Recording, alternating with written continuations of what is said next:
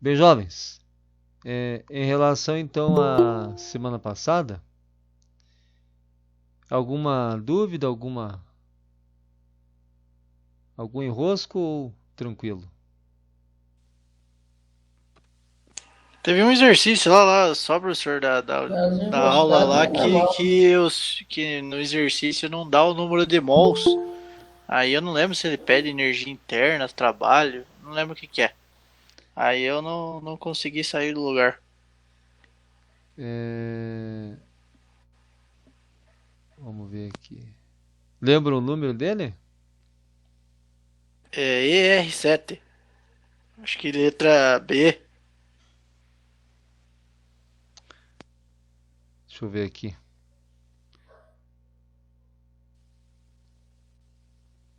Uma massa de gás ideal sofre transformação isotérmica, como indica o diagrama. A área A, marcada no diagrama, vale 2000, que é o trabalho, né? Em joules. Está em sistema internacional, então é o trabalho. Constante universal dos gases 8,3. Deixa eu dar um permitir aqui. Luiz Roberto. É... Pede volume em B, a temperatura da isotérmica, a variação da energia interna do gás e a quantidade de calor trocada pelo gás. É, é verdade. Vai precisar do número de mol mesmo. É aqui realmente ele não falou. Não, então aqui, se alguém atribuiu tipo um mol, beleza, e quem não fez não tem problema, porque tá faltando mesmo no enunciado o número de mol aqui, verdade. Então, tranquilo. Quem quiser fazer depois para dar uma treinadinha, então pode considerar no R7 como número de mols é igual a um. Senão não tem como fazer, né? Verdade. Precisa do número de mols mesmo. Quem não pôs essa questão não faz mal. E quem quiser dar uma treinadinha pode considerar o número de mols, o N, igual a um.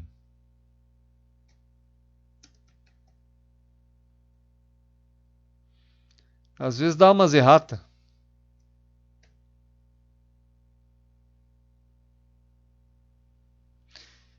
E aí mais alguma coisa para a gente prosseguir? Acho que não. É.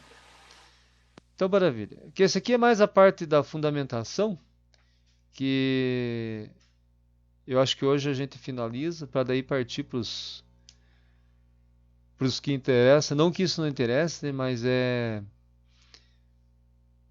a gente vai passar mais rapidinho, né, essa introdução, para daí ir para a parte aplicada mesmo, né? Bom, nós tínhamos passado pela primeira lei da termodinâmica, que envolve o calor que um gás recebe, a energia interna que ele varia e o trabalho que ele realiza. Então, essa é a primeira lei da termodinâmica. Vamos ver se tem mais alguma coisa aqui que as transformações gasosas se baseiam nessa relaçãozinha clássica PVT-PVT,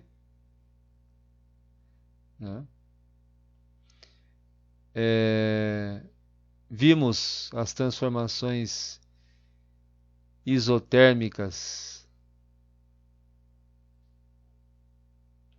em mesma temperatura, isocórica, isométrica ou isvolumétrica em mesmo volume. Vimos também a transformação em mesma pressão isobárica.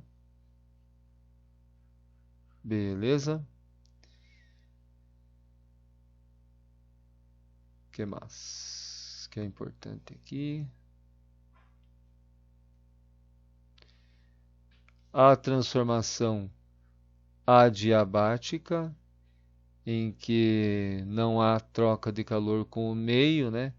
Não dá tempo, é muito rápida, né?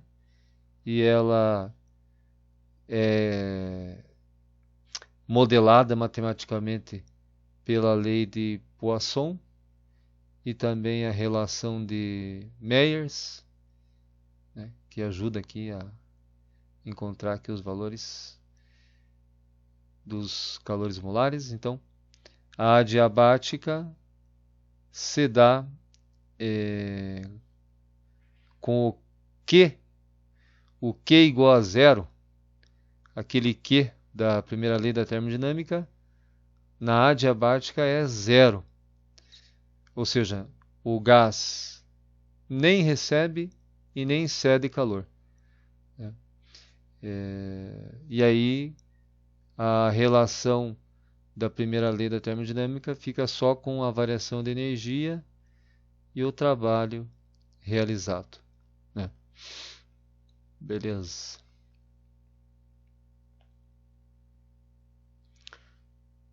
Vou colocar aqui.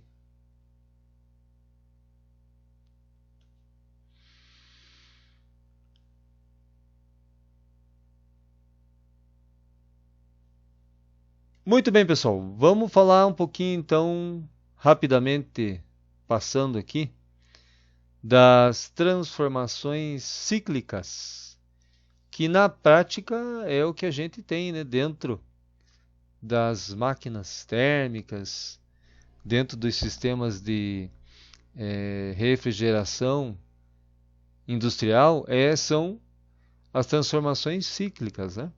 Você, no caso da refrigeração, por exemplo, né, você tira calor de um ambiente e joga para fora e fica isso ocorrendo de forma cíclica, né?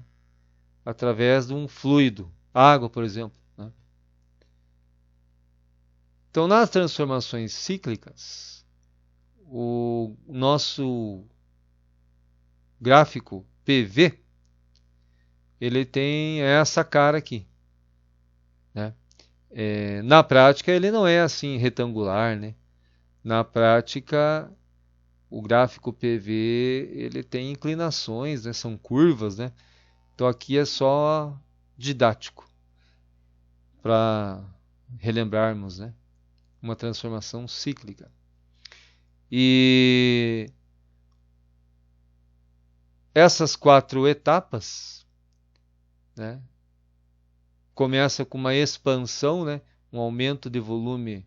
Então imagine um gás sofrendo isso, né? Uma expansão isobárica na primeira etapa. Então ele está realizando o trabalho, né? Se expande e aumenta o volume. Está realizando o trabalho.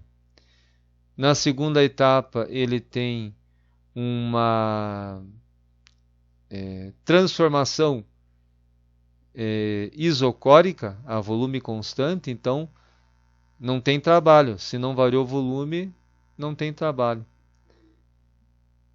Na terceira etapa, nós temos aqui uma compressão, também a mesma pressão. E no caso aqui, o gás está recebendo trabalho, né? Nessa segunda etapa. Terceira, desculpe. Então aí o trabalho é negativo. Na última etapa, nós temos uma transformação a volume constante, que com certeza vai ter variação de energia interna, né? Que se o volume não varia, se tá, por exemplo, aqui está aumentando pressão, né? Se está aumentando pressão, certamente está variando a energia interna, mas o volume não varia, então não realiza trabalho. E aí, qual que é o trabalho final, né? porque havíamos conversado, né, que, relembrando, que o trabalho numa transformação termodinâmica, ele vem a ser a área sob a curva. Então, no caso, a segunda e terceira etapa não formam a área sob a curva, né, porque são verticais, né? Mas a primeira e a quarta formam a área sob a curva. Mas aí eu tenho duas. Tenho essa área e essa área. Então é a diferença das duas, né? Então essa área maior menos a área menor é que vai dar a área interna aqui, que é o trabalho realizado ou recebido. Tanto faz, né? Depende do sentido da transformação. Então, para transformações cíclicas, é a área dentro dessa figura. E não importa se ela é regular ou se ela é irregular, né? Não interessa. Se parte de um ponto e volta no mesmo ponto, por mais que seja bem irregular, não tem problema. Só que daí você precisa, quando se for calcular a área, né? Se for uma área irregular, você precisa fazer talvez uma integração numérica, usar alguma programação computacional para determinar a área, análise de imagem e tudo mais. Então, para resumir, né? Se nós tivermos na curva PV uma transformação em sentido horário, é porque o gás realizou o trabalho ou o gás recebeu o trabalho. Quando a gente chama trabalho positivo na primeira lei da termodinâmica, é porque o gás recebeu ou realizou?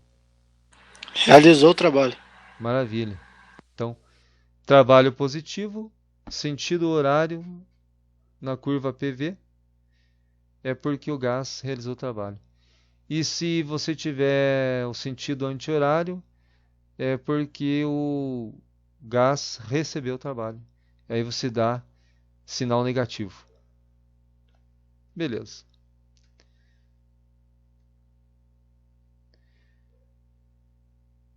Passamos então para a segunda lei da termodinâmica?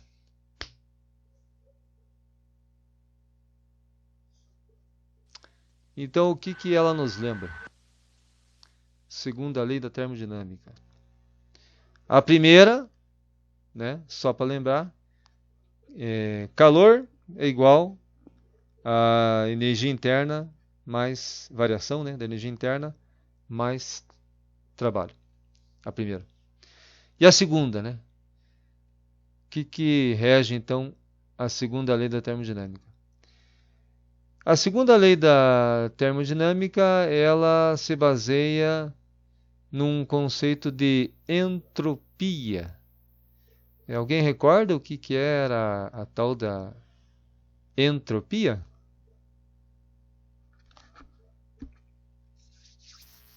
Seria desordem do sistema? Isso. Muito bem. Então, matematicamente, né, a entropia na termodinâmica é representada pelo ΔS e é a razão entre o calor trocado pela temperatura inicial daquela troca. E é chamado de, realmente, grau de desorganização do sistema, medido em Joule por Kelvin, no sistema internacional.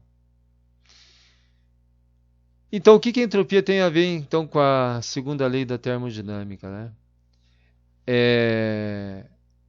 A nossa segunda lei da termodinâmica aí, ela pode ser enunciada, né, pela questão de que a entropia nos processos reversíveis, né, como aquele ciclo fechado de PV, né, que é um processo reversível.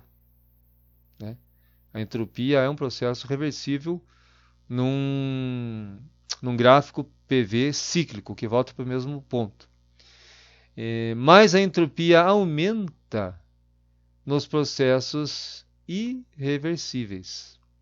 Então, a segunda lei da termodinâmica, ela é enunciada, né, falando da entropia, que é o grau de desorganização do sistema. Então, pergunto para vocês, o gás da geladeira que fica circulando é uma entropia constante ou ela fica aumentando?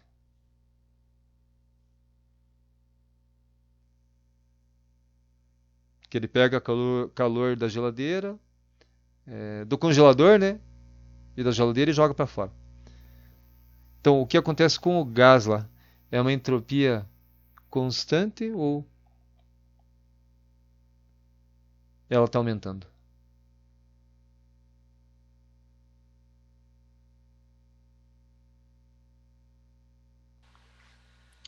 O gás. Eu acho que é variável. Pensando num ciclo assim. Constante. Dá um pouco de dúvida. Porque vamos imaginar uma molécula do gás que está lá embaixo. Ela é aquecida porque está lá embaixo. Daí o compressor empurra ela. Ela vai lá em cima no congelador, faz a troca, fica. Só que daí a matéria não muda, né? O número de mol não muda, e ela simplesmente está servindo de veículo para a troca de calor, né? Então, mas a temperatura muda. Mas Ana, veja só que interessante que a temperatura aqui ele não considera. É meio confuso o conceito, né? Ele considera só a temperatura inicial. E não considera a variação. Mas ele considera o calor trocado, né? O que você está pensando, se a gente levar pouco calor, ele fecha a ideia, né? Eu troco o calor, né? Mas na determinação da entropia não considera a variação de temperatura. E a palavra-chave está aqui, ó. É reversível cada ciclo do gás ali na geladeira? Olhando assim bem friamente, é reversível, né? Um pouquinho abstrato nesse conceito, né? De entropia. Mas para que a gente assim não fique divagando, né? E entrando assim em teorias, né? Que, por exemplo, né, o pessoal mais filosófico diz que o universo, a entropia está sempre aumentando, né? Desde o Big Bang, né? Exemplo, né? Mas nós aqui, a gente está olhando assim. A cada ciclo, vou pegar aqui.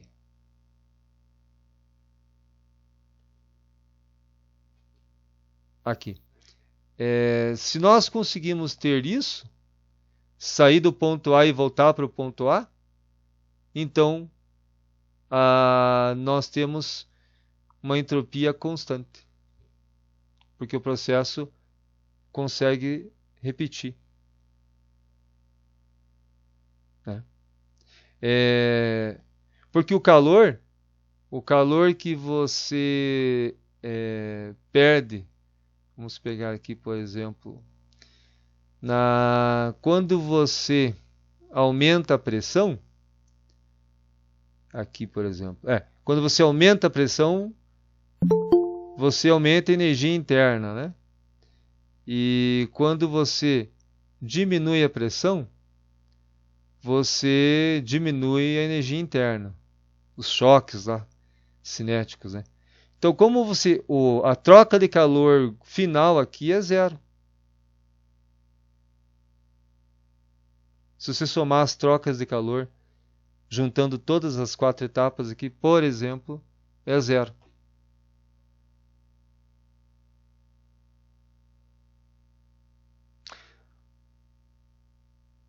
Agora, pergunto para vocês. A, a explosão da gasolina dentro do motor, ela é um processo reversível ou irreversível? Irreversível. A explosão da gasolina é um processo irreversível.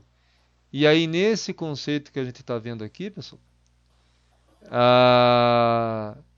a entropia é variável. Ela estaria no momento da explosão da gasolina, que você não consegue assim, em condições normais, né, fazer o produto voltar a ser o reagente, né? Em condições de reator dá. Em laboratório fechado, né? Você pega os produtos da explosão da gasolina, né? Que é uma reação de oxidação. Você consegue fazer voltar a ser molécula de gasolina, mas em condições ultra controladas, né? Mas num primeiro momento a gente tem um processo irreversível para a explosão da gasolina, por exemplo.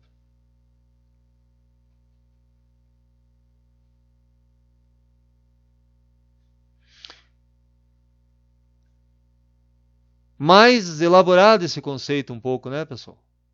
A gente tem que pensar um pouquinho mais, né? Então, vamos lá.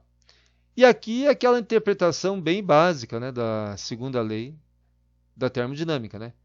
Que o calor flui espontaneamente da fonte quente para a fria, né? E para ocorrer o contrário, você precisa fazer um trabalho externo, né? Com certeza, né? Então, qualquer gás que esteja quente, se permitir a troca com o meio externo, ele vai liberar o calor, né? E se você quer que o gás leve calor da fonte, do contrário do que está dizendo aqui, né?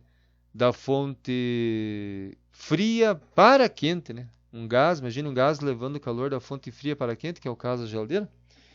Aí você precisa fazer um trabalho externo, né? Que é o compressor. Por isso que gasta energia elétrica, né?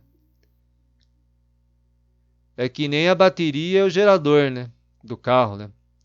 Então a bateria é um processo espontâneo. É um trabalho positivo, elétrico. E o... Como é que é lá do carro? É o alternador, né? Que carrega a bateria? Os mais novos são alternadores, o mais antigo era gerador. É. Se diz antigo, Fusca, assim? Isso. Os primeiros, né? Os primeiros saíram como gerador, né? Todos os Dínamo. carros. É. Tem uns Fusca que tem Tinha dínamo. bobina, né? Bobina, dínamo. É. Tinha um regulador, né? Todo gerador tem um regulador de tensão, né? Certo. Exatamente. Então, para o trabalho negativo é o que faz lá o atual alternador, né? Para carregar a bateria. Então tá aqui, pessoal. Segunda lei da termodinâmica se baseia então no conceito de grau de desordem do sistema.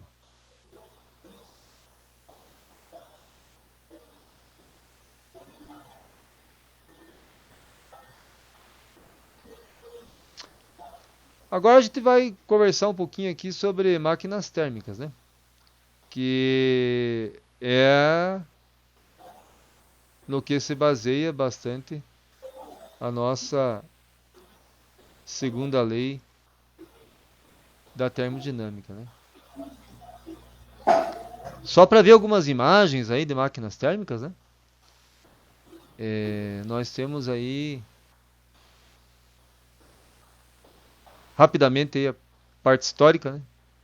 Então, desde 100 anos antes de Cristo aí, já se tinha alguns conceitos de máquinas térmicas, né? Essa aqui, por exemplo, chama-se eolipila. o Lipila, que tem um funcionamento parecido com esse daqui, né? Esse recipiente aqui tem água, que é levado na forma de vapor, e aí você tem movimento aqui, né? Calor fornecido embaixo e tal. Então foram os primeiros estudos lá dos gregos lá sobre máquinas térmicas. Então já é um assunto antigo. E aí foi passando aí para alguns conceitos na Idade Média, que o pessoal fez alguns desenhos, alguns projetos, né, para abrir porteiras assim. Então, de forma subterrânea, havia aqui uma expansão de um gás que movimentava aqui umas hastes. Então, um negócio bem interessante. E aí, já próximo da Revolução Industrial, né, as máquinas térmicas que começaram a serem usadas para bombear ar para pessoal que estava lá dentro das minas de carvão, bombear ar para eles. E aí começou a passar, né, para navegação marítima, e foi para a área da indústria têxtil, e aí pegou fogo, né, o negócio da Revolução Industrial. Mas as máquinas térmicas basicamente trabalhavam com a expansão e a contração de vapor d'água, usando inclusive a força da gravidade, a pressão de um ATM, né? Então, uma caldeira injetava vapor quente que empurrava o êmbolo e tinha um contrapeso aqui, né? Aí, ao expandir, realizando o trabalho, o gás, lógico, resfriava e condensava. Condensava, diminuía a pressão interna e a gravidade levava de volta. E esse processo cíclico, sobe, desce, sobe, desce, sobe, desce, era acoplado a polias, né? Então, fazia uma conexão com o bracinho aqui e era acoplado a polias, daí um movimento rotativo, acoplado em esteiras, e aí movimentava serraria, movimentava eixo, movimentava indústria têxtil, né? Então, um inventor famoso é aquele Thomas Newcomen, né? Foi um dos inventores famosos aí. Então, só para relembrar, daí tiveram vários modelos. Aquele James Watt também participou com alguns projetinhos. Para dar uma passada pela parte histórica aí das máquinas térmicas, né? Aí tem também um governador, que a gente viu até na disciplina de controle moderno, né? Um governador automático utilizado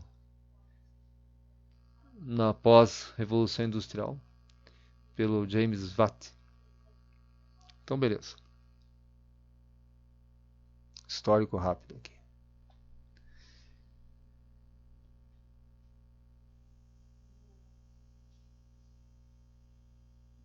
Bom, jovens, então se a gente está de forma espontânea querendo que a energia vá da fonte quente para a fonte fria, realizando, ou melhor, na verdade, o que a gente quer mesmo é que todas as calorias ou joules da fonte quente se transformem em trabalho. Mas isso na prática não acontece, né? Então nós temos uma perda aqui na fonte fria, né? Que, por exemplo, num automóvel, vai ser pelo escapamento, pelo capô, ruído, e assim por diante, né? E aí o rendimento da nossa máquina térmica é o resultado, que é o trabalho, pelo que ele gastou, que é a quantidade de calor fornecida pela fonte quente, né? Então, um grande exemplo foi a nossa Maria Fumaça. Uma máquina térmica clássica, né? Esse narizão dela é um tanque de água, né? Mais ou menos até a metade de água. Daí lá, dá-lhe lenha e carvão. Eu rei. É uma caldeira que anda, né? Sim. Uma caldeira que anda. E aí, vai pro sistema de pistão, êmbolo, roda e maravilha. Tá feita a caldeira aí. Na Klabin, por exemplo, o que é queimado para gerar o calor na Klabin? Depende. Na caldeira de força é biomassa. Na caldeira de recuperação é licor. Licor do quê? É o licor negro, é o que é resultante dos processos. Porque assim, o licor ele é usado para cozinhar o cavaco dentro do digestor. Aí esse licor que sai do digestor é um licor negro que chama, que é o resultado desse cozimento. Aham. Aí passa por um processo na evaporação, para você evaporar a água, tudo e tal.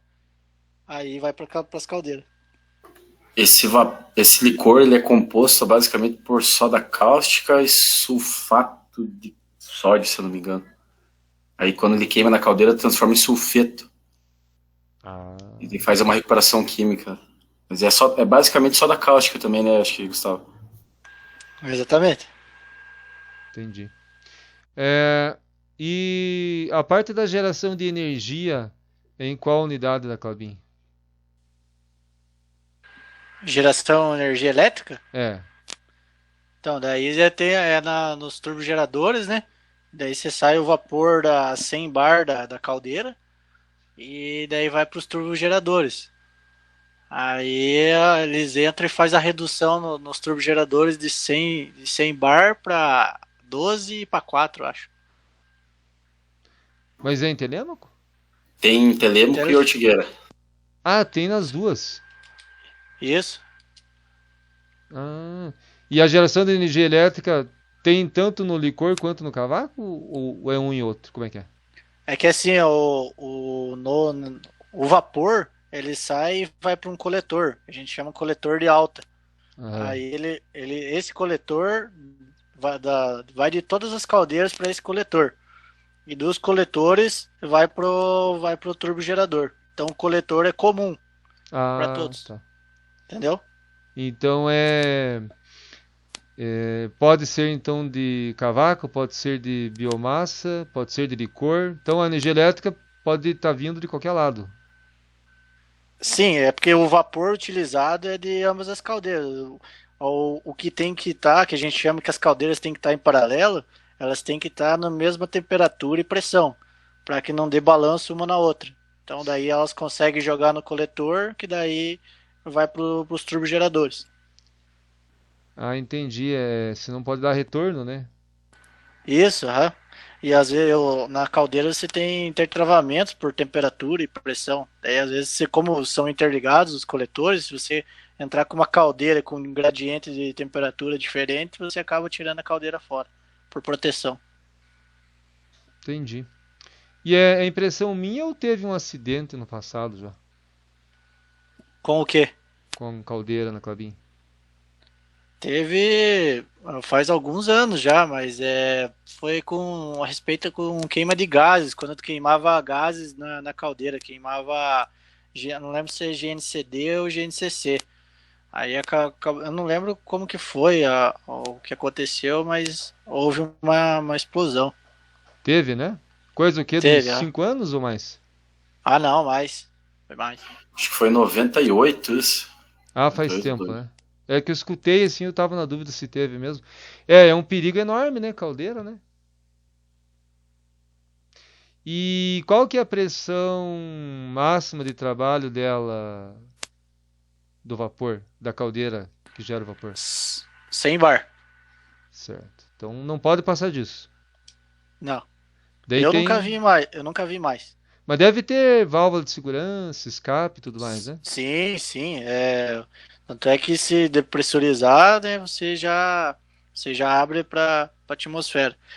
Até assim, hoje eles não querem mais é que abra para a atmosfera. Hoje eles colocaram umas válvulas redutoras. Até esses tempos a gente tava vendo um problema lá que essa válvula redutora tava abrindo e muitas vezes tirando o TG porque você estrangulava o coletor de baixo. Aí o pessoal tava. Porque daí, quando abre a válvula de segurança, é ruído. E querendo ou não, é dinheiro jogado fora, né? Porque se gerou um vapor e tá jogando fora. Uhum. Mas a válvula de segurança tem, né? E qualquer caldeira tem que ter. E ela é monitorada assim por a distância, assim, por sensores, assim. Tem sensores, tem um sistema supervisório, né? Sem contar que toda caldeira ela tem um PLC de segurança. Que daí Aham. variáveis que são importantes diretamente quem vai acionar um trip da caldeira ou não vai ser o PLC de segurança. Uhum. Tá certo. É, nossa, o cuidado tem que ser enorme, né? Sim, sim. Obrigado pelas informações aí, bem interessante. Ca- Capaz. Ó, jovens, então tá aí, ó. O rendimento, trabalho realizado, geralmente mecânico, né, normalmente, sobre a quantidade de energia calorífica ou em joules que entrou. Beleza. Aí o nosso conceito de potência de máquina é aquele conceito clássico físico, né? Que é o trabalho realizado à medida que o tempo passa. E aqui a gente aplica ele conforme ele é na essência, trabalho por tempo. Então, a potência de uma máquina térmica, qualquer tipo que seja, vai sempre ser potência, trabalho por tempo. Muito bem. No caso do trabalho negativo, né, pessoal? Como por exemplo o nosso refrigerador, eu quero fazer o contrário, né? Eu quero tirar calor de uma fonte que já está fria, que é o ambiente frio de um frigorífico, de uma geladeira e jogar para fora. O que precisa então fazer um trabalho externo.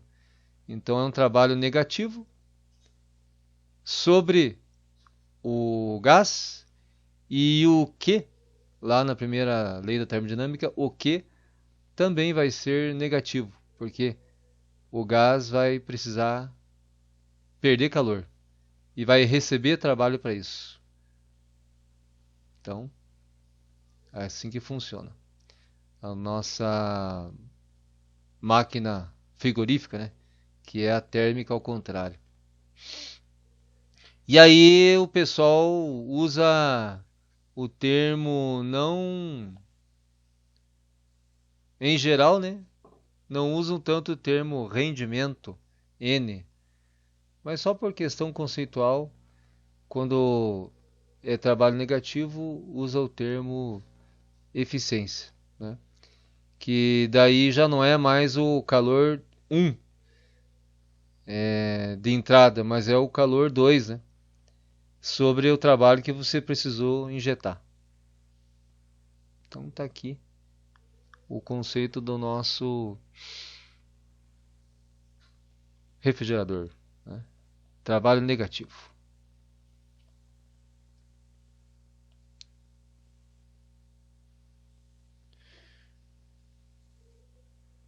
Beleza, vamos dar uma passadinha rápida aqui no nosso motorzão 4 tempos aqui. Vou pedir ajuda de vocês aí. No primeiro tempo, como é que ficam as variáveis de estado? O que acontece com elas? PVT. Quem que me ajuda no primeiro tempo da admissão? Como é que ficam as variáveis de estado? PVT na admissão.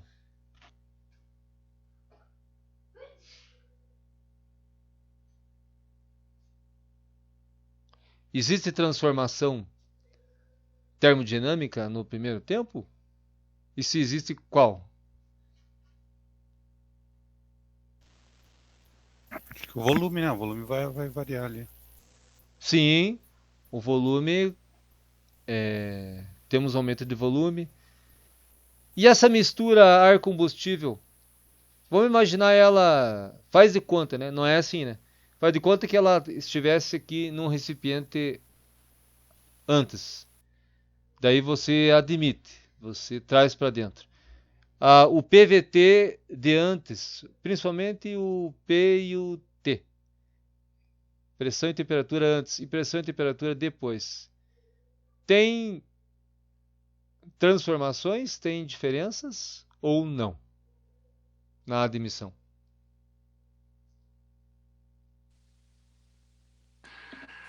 Eu acho que é a isotérmica, né? Sim, eu vejo como isotérmica também, porque ele simplesmente está admitindo, né? Mais nada além disso. E está tendo aumento de pressão e temperatura porque admitiu ou não? Acho que aumento de pressão, né? Porque ela tá diminuindo o volume ali. Então tá pressurizando ali dentro. Mas ela entra forçando, sim? Entra comprimindo? Acho que não, né, professor? Ele abre ali espaço para entrar combustível, diminui, aumenta a pressão só no segundo estágio. Até talvez eu tenha até perguntado errado. Existe uma intenção, porque pode ser que exista um aumento de pressão porque está sendo injetado, né? Hoje em dia é o bico, né, de injeção, né? Quem que conhece injeção eletrônica? O bico fica antes da válvula aqui, né? Alguém já viu o esquema de bico de injeção? Tem a direta e a indireta, professor. É. E tem uma certa pressãozinha, né? Sim. Mas não é o foco da admissão pressurizar, né? Somente preencher o volume, né? Sim, isso é injetar, né? Então acho que acho que eu coloquei até errado. É a intenção da admissão pressurizar aqui? Não. Acho que não. A rigor não, né? Então a Não. gente pode dizer que o primeiro tempo da admissão, simplesmente, se houver variação das variáveis de estado, né? É por uma questão do processo, mas não que se busque isso. O que está aqui fora vai estar aqui dentro. Pronto. Acho que se tiver uma pressão ali vai ser até negativa, né? No caso ali. Porque já Gera um vácuo, né? A hora que desce. é um vácuo. Exatamente. Beleza. Obrigado. E agora me ajudem no tempo 2 aqui. Então no primeiro, vamos deixar assim, não é necessariamente uma transformação termodinâmica, né? No primeiro tempo. Segundo tempo aqui, podemos chamar que a compressão é uma transformação termodinâmica ou não?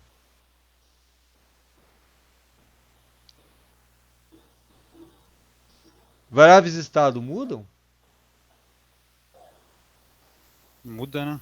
Muda, né? Sim. O que muda? Pressão, Pressão muda. volume. Volume. A pressão aumenta ou o que acontece? Aumenta, Pressão aumenta, Aumenta.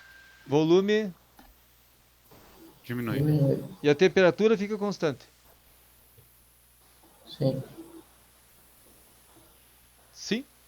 Temperatura fica constante nessa compressão?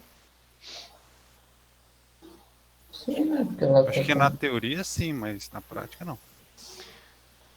É que eu fiz pegadinha agora. É que assim, foi só para judiar. É que quando as moléculas de gás estão afastadas, né, é aquele ΔU é igual a 3 meios de NR ΔT lá, energia interna. Moléculas afastadas, ela tem uma quantidade de choque cinético, né?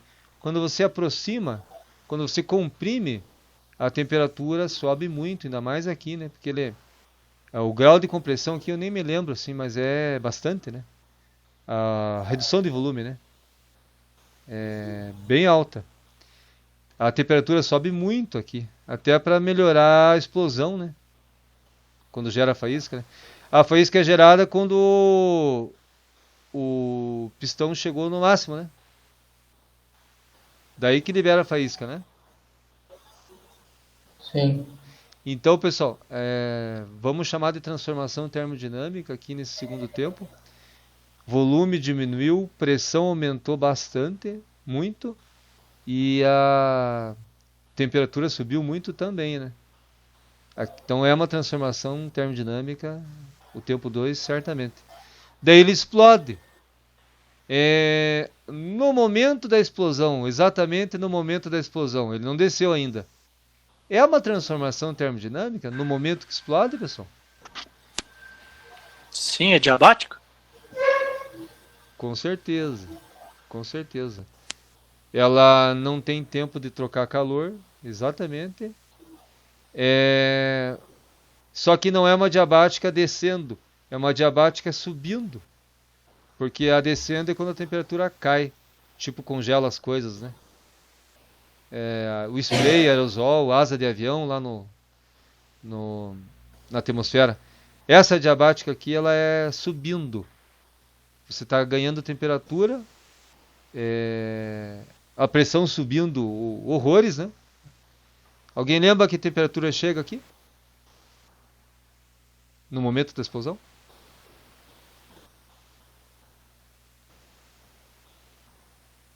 Alguns 1000 graus Celsius, né?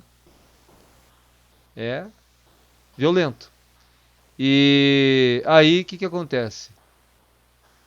Só que é por milionésimos de segundo, senão derretia, né? Só no momento da explosão, temperaturas elevadíssimas, né? Só que ele já desce e a temperatura já é aliviada, porque se ficasse assim muito tempo, a gente começaria a ter a fusão, né?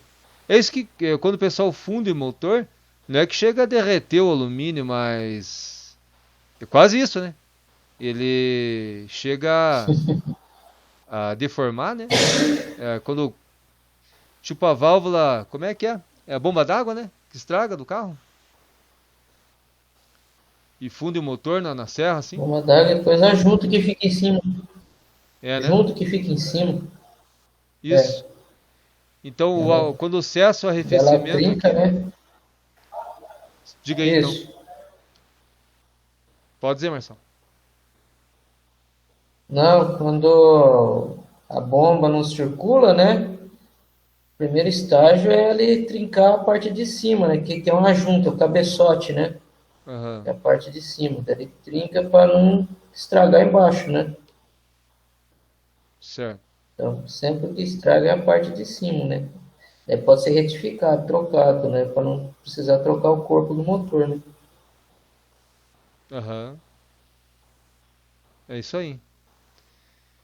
Então, beleza, pessoal. Aqui a gente também tem uma transformação termodinâmica violenta, né? Em milionésimos de segundo, que daí já começa a cair a temperatura e a pressão. No momento da explosão, o volume aumenta, né? Então, o PVT aqui é forte. Acho que dos 4 tempos é o tempo em que as variáveis de estado mudam mais drasticamente, né? É aqui. E aí, pessoal, na exaustão, A gente vai considerar que é termodinâmico ou não na exaustão? Assim, é necessidade ser termodinâmico, vou perguntar assim, na exaustão?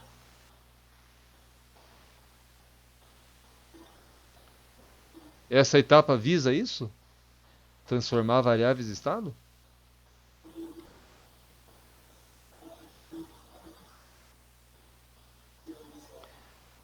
Se for E mesmo, pensar... Vou falar. seria, eu acho que o mesmo caso da admissão, né? Só que o inverso. Isso. Pode até ter qualquer oscilação de variáveis de estado, mas não é foco, né? Simplesmente abriu e empurrou para fora o PVT daqui de dentro e o PVT daqui de fora, a princípio, sem grandes alterações. Agora no carro turbinado,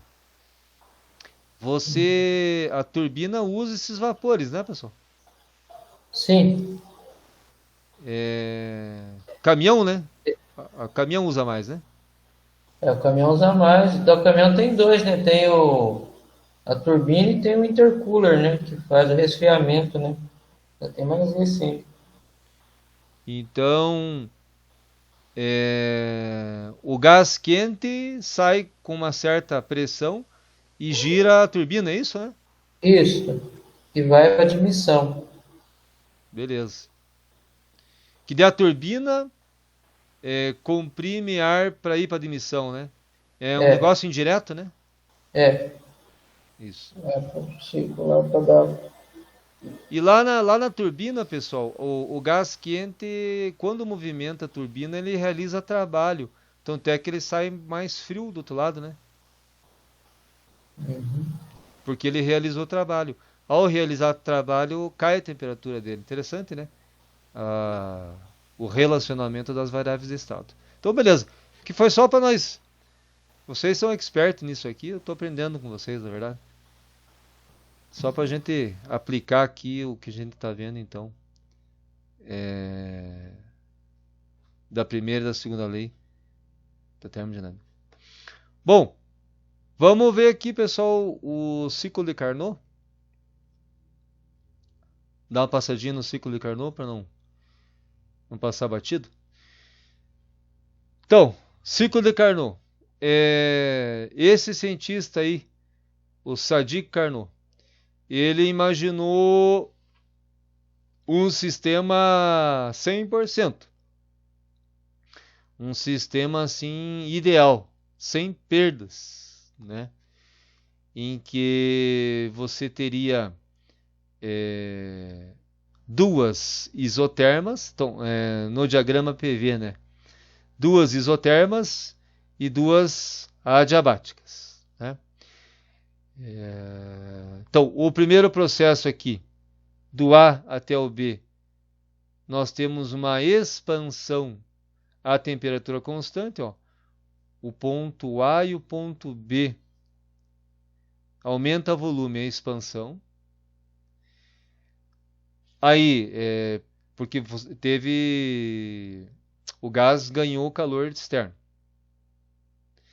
Daí na segunda etapa, nós temos uma transformação sem troca de calor com o meio externo. É aquela adiabática descendo, tipo spray de aerosol, o próprio congelador da geladeira. Uma adiabática descendo. Então, de uma temperatura 1 para uma temperatura 2, então é uma queda. A quarta etapa, o gás perde calor para o meio. É uma isoterma também, né? Bom, mas espera aí. Como que pode assim ele... Como que pode ser? Uma pergunta. Como é que pode, pessoal, ser uma isoterma, tipo, mesma temperatura, sendo que perde calor para o meio no terceiro estágio, CD? Como é que pode, pessoal? Como que é possível isso na termodinâmica? Eu perder calor para o meio e a temperatura ficar a mesma? Não parece ser meio estranho? Quem que me ajuda a entender isso?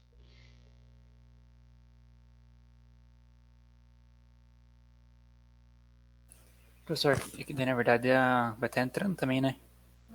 Como é que é? Que entra, que sai. O calor vai estar entrando também, né? Não sei se eu tô falando certo. Tem essa questão. Realmente tem questão. Acredito que talvez mais Que entra, sai, daí continua a temperatura igual. Isso, exatamente. Mais no primeiro estágio.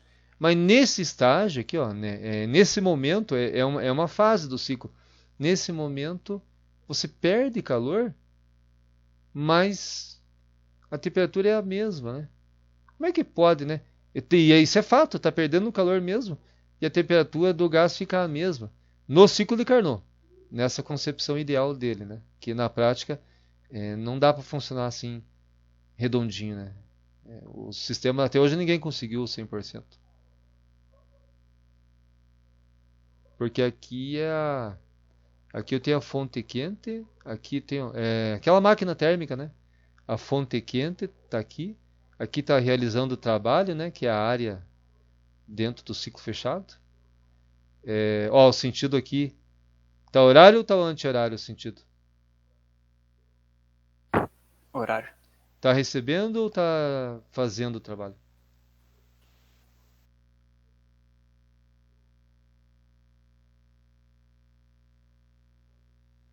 Tá fazendo o trabalho, né? Essa máquina térmica aqui, ela tá realizando o trabalho, que tá no sentido horário. E o trabalho é essa área aqui. Para você achar ela, tem que fazer uma integração numérica aqui. Acho que nem por integral aqui não dá, fica muito trabalhoso. Tá. Ó, pessoal, que é uma pegadinha que eu fiz agora, né? É porque assim, como você está tendo uma compressão, ó, tá diminuindo o volume e ao mesmo tempo perdendo calor, quando você comprime um gás, você aproxima as moléculas, aumenta a energia interna, né, aquele ΔU, devido ao choque da energia cinética, e a temperatura deveria subir. Mas é agora que uma coisa compensou a outra. Você comprimiu o gás, e daí para que não suba a temperatura interna, ele fica simultaneamente perdendo calor. Daí por isso que é uma isoterma. Então essa que é a charada. Você tem contração de volume, mas simultaneamente, ao mesmo tempo, já está perdendo calor para que a energia interna se mantenha. E quando é isoterma, é porque a energia interna durante a transformação está sendo mantida. Porque a temperatura é um indicador, não é a energia, né? A temperatura não é a energia interna, ela é o indicador, né? Se a energia está constante ou está variando. Beleza? Então, por isso que você consegue ter isoterma ao mesmo tempo que tem perda de calor.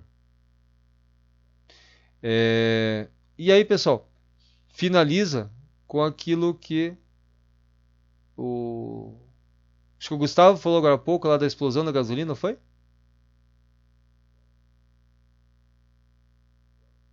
Aham. É uma adiabática subindo, ó. A gasolina quando explode é isso. Você não, ó, o Q é zero. Não dá tempo, milionésimos de segundo. E não troca calor com o meio externo. Q igual a zero. E aí a temperatura sobe drasticamente. Então tá aqui, pessoal. E realiza trabalho em todas as etapas, isso aqui? Do ciclo? Ou só em algumas? São 4 estágios. Ele realiza trabalho nos 4 estágios? Em todas, porque todas são curva e variam o volume. Ótimo. Bem observado. Excelente. Se você tiver variação de volume, está tendo realização de trabalho.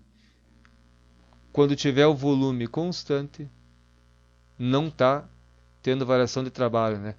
Naquela dedução que a gente viu na aula passada, né? Depois que você substitui lá, o trabalho é P vezes ΔV. Que se a pressão tiver variável, daí tem que ser no formato de integral, né? Mas é P vezes ΔV. Se o volume variou, teve trabalho. Então esse aqui é o nosso ciclo de Carnot, pessoal. Ele é ideal, né, só para fins de estudos. Busca-se, né, todo mundo busca o ciclo de Carnot, mas na prática ainda não existe. Chega-se muito perto, né, mas a eficiência 100%, porque substituindo aqui nas relações, a eficiência de ciclo de Carnot é dada por rendimento é igual a 1 menos a temperatura 2. Temperatura 2 é a mais fria.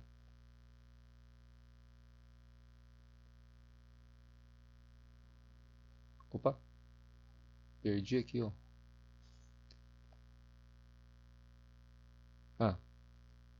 Temperatura 2 é a mais fria. E tinha que ser mesmo, né, a mais fria em cima para dar um valor menor que 1 aqui, né? Senão você não consegue fazer a conta, né?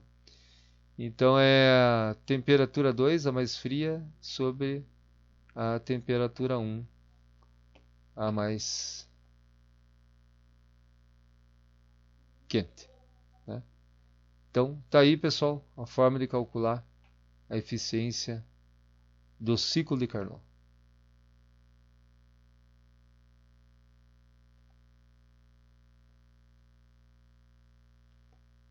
Vamos ver aqui.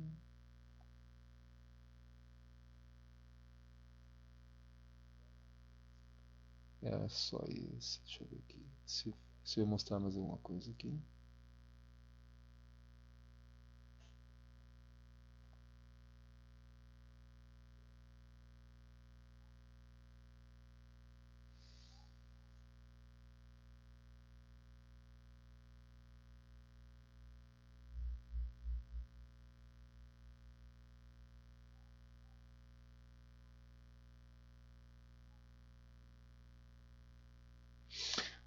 Bem, jovens, então, eu acredito que nós demos assim uma boa passada na parte da revisão da termodinâmica, das principais equações, dos principais conceitos, né? E agora a gente tem que partir para a parte da aplicação mesmo, né? Então eu vou fazer o seguinte, eu vou colocar mais algumas questõezinhas assim ainda dessa parte, principalmente da segunda lei da termodinâmica e de máquinas térmicas aqui, só para finalizar, né, com prazo de 7 dias. E a partir da semana que vem, então, a gente já não vai mais falar dessa parte introdutória da termodinâmica, a gente vai começar a abordar então a parte mais aplicada, assim, no segmento industrial principalmente, né? Mas em máquinas de pequeno porte, assim, comerciais, residenciais, a gente também vai usar elas de forma didática para compreender, mas nosso foco é a ênfase na parte industrial mesmo. Alguma questão, pessoal, até aqui? Não, professor, tranquilo. Beleza, então. De minha parte hoje, pessoal, eu vou parando por aqui. Se ninguém tiver nada, eu agradeço aí a presença, a participação. Vou pedir para vocês digitarem aí um presente para gravar aqui no meu chat, para eu alimentar o diário lá. Daqui uma meia horinha aí eu já começo a alimentar o texto, as questões e a gravação da nossa aula. Depois que eu carregar no YouTube, eu coloco lá também. Professor, posso botar uma palavrinha com você depois? Claro, com certeza. Então, jovens, quem não tiver nada, agradeço aí a participação, a presença. Desejo uma boa semana para todos. Vamos nos cuidar aí nesse tumulto aí, né, pessoal? E Com certeza. que tudo se encaminhe para o melhor para todos nós aí, né? Ok, professor. Boa noite. Boa noite, Falou, obrigado. professor. Boa noite. Até mais. Boa semana. Ô, professor, boa noite. Valeu, Boa noite, pessoal. tudo bom, até mais. Boa noite, pessoal. Obrigado. Obrigado, até mais. Ô, professor, Diga lá, Gleico. em relação ao TCC, eu não sei como que o professor está de orientando, se o Olha, professor está pegando. Eu tô assim, eu acho que eu tenho assim, que vão confirmar, não sei se são 3, mas eu não tô assim, esgotado não. Se precisar, a gente está à disposição com certeza. Professor, estou com o mesmo projeto do ano passado, na verdade, estou tentando ainda armazenar, igual eu falei pro professor, a energia, só que em vez de ser em forma de bateria, assim, tentar armazenar ela gravitacional, assim, sabe? Certo. Então, o meu projeto é basicamente esse, assim, se o professor puder orientar aí, não sei como que tá o professor. Posso sim, com certeza. Estou à disposição, se você quiser, a gente cai dentro. Te confesso que eu não realizei até hoje um trabalho desse. É inédito para mim também. Mas tudo que tiver ao meu alcance, a gente pega junto aí. Então beleza, professor. Não, beleza. O e-mail do professor como que é? Que daí eu envio mais ou menos qual que é a ideia ali, eu tenho uns desenhos, algumas coisas ali, e também tem o artigo do ano passado, né? O TCC do ano passado que eu estava escrevendo.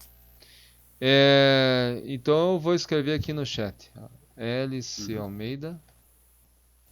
Será que é esse daqui? Deixa eu ver. 123 @ gmail.com. LC Almeida 123 @gmail.com. Beleza. Pode Aí mandar. envio bem certinho o professor lá, o professor dá uma olhada, se o professor tiver alguma ideia, alguma coisa. Porque assim, a questão mais que eu estou batendo em cima é como eu vou converter essa energia, porque por enquanto eu armazenei ela, aí fiz só uma ideia, assim, um esboço de como que eu vou armazenar ela, mas daí eu tenho que converter ela em energia elétrica. Aí eu não sei se eu vou colocar um motor gerador. É que assim, vendo o projeto lá, acho que você vai entender mais ou menos como que é. É assim, vamos assim, imaginar um pêndulo, você vai erguer esse pêndulo, então você vai gastar uma energia para erguer ele, certo? Certo. Então, beleza, eu armazenei ele. A hora que ele for descendo de acordo com o tempo, esse próprio motor, se ele for gerador motor, ele vai o quê? Converter a energia gravitacional, no caso ali do peso, em energia elétrica. É bem básico, sabe? Só que eu não vi nenhum projeto, alguma coisa relacionada a isso. Daí eu parti para essa área. E essa energia, por exemplo, você quer pegar do quê? Então, tem duas maneiras. Eu posso armazenar a própria energia elétrica, né? Que eu acho que não é tão visado. Tipo, não tão... Na verdade é comum isso, né? E a outra, que é a ideia legal que eu tive, que é assim, vamos dar um exemplo. Eu estou tirando água de um poço. Normalmente a água de um poço eu tiro com moinho, né? Eles usam moinho para tirar, né? Só que nem todo tempo tem vento. Então esse moinho, ele trabalharia ali para erguer esse peso. Aí a hora que eu tivesse água do poço, eu ligaria um dispositivo, alguma coisa, utilizaria a energia da gravidade e tiraria a água do poço ali de acordo com que eu tivesse necessidade. Basicamente é isso a ideia que eu tive, assim, a mais... vamos dizer assim, a mais... Para fins de aplicação. Isso, para fins de aplicação. Tipo, a ideia que eu tive mais óbvia, assim. E o teu foco, assim, no geral, é finalizar ele. Já é o 2 ou é o 1? Já é o 2. Tá. A tua ideia é finalizar ele num lado mais teórico ou fechar assim com uma aplicação assim? Então, eu até prática, estava conversando com algumas pessoas, tipo, relacionado à aplicação. Só que a aplicação eu não sei se como que faz um TCC relacionado ao projeto, assim, porque daí tem especificação de motor, especificação de peça, estrutura.